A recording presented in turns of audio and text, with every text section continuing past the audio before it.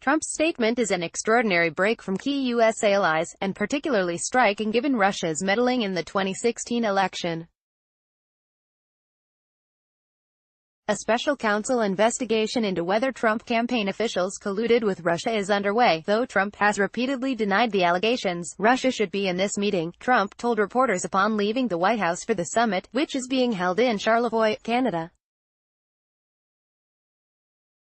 They should let Russia come back in, because we should have Russia at the negotiating table. Asked in an interview earlier this week about what would need to happen for Russia to return Crimea to Ukraine, Russian President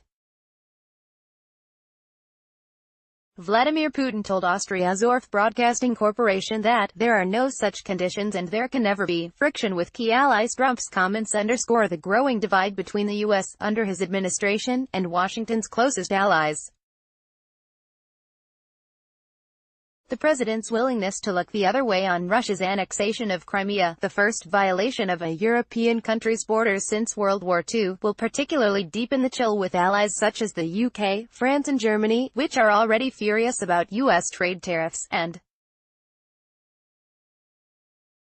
Trump's rejection of the Iran nuclear deal and the Paris Climate Agreement. We always been clear we should engage with Russia where it is in our interests, but we need to remember why G8 became the G7. It was because Russia illegally annexed Crimea, a European diplomat told CNN.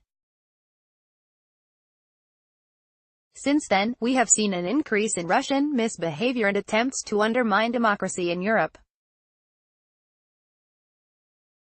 It is not appropriate for Russia to rejoin until we see it behaving responsibly. Putin should get nothing for free. At home, Trump's continuing failure to condemn Russia for its aggressive behavior and his ongoing push to restore more normal relations is bound to raise questions, once again, about his affinity for Moscow and Putin. Sen. John McCain blasted Trump for his comments, saying, "The president has inexplicably shown our adversaries the deference and esteem that should be reserved for our closest allies." The Arizona Republican, who chairs the Senate Armed Services Committee, said in a statement that Putin chose to make Russia unworthy of membership in the G8 by invading Ukraine and annexing Crimea. Nothing he has done since then has changed that most obvious fact. Every day, Russian-led separatist forces are killing Ukrainians in the Donbass. Every day, Putin's forces are helping the Assad regime slaughter the Syrian people. And every day, through assassinations, cyber attacks, and malign influence, Russia is assaulting democratic institutions all over the world. The statement added, "Those nations that share our values and have sacrificed alongside us for decades are being treated with contempt. This is the antithesis of so-called principled realism, and a sure path to diminishing America's leadership in the world." Sen. Ben Sasse, R. Nebraska, also a member of the Armed Services Committee, said in a statement, "Putin is not our friend and he is not the president's buddy. He is a thug using Soviet-style aggression to wage a shadow war against America, and our leaders should act like it." Senate Minority Leader Chuck Schumer said Trump was turning U.S. foreign policy into an international joke, doing lasting damage to our country. Former Vice President Joe Biden also criticized Trump's remarks, writing on Twitter, "Putin's Russia invaded its neighbors, violated our sovereignty by undermining elections, and attacks dissidents abroad. Yet our president wants to reward him with a seat at the table while alienating our closest Democratic allies. It makes no sense." The comment not only surprised American allies and politicians, but Trump's own National Security Council staff. A National Security Council official told reporters in Quebec Trump's comments were not planned.